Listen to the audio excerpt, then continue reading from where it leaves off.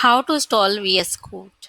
Go to google.com, write Visual Studio Code, open the website. Here, choose the appropriate operating system you have. I have Windows. It will start downloading over here.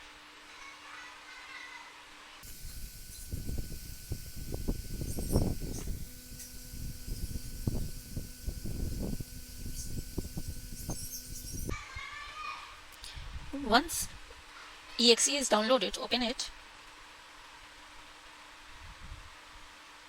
Simply accept the agreement. You can read agreement license over here.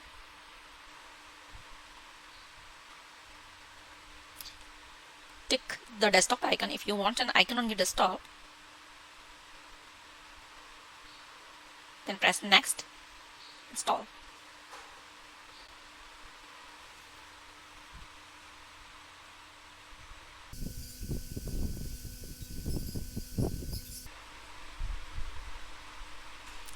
Once the installation completed, press finish.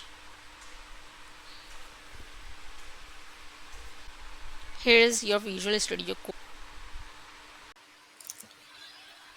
Thank you for joining us today.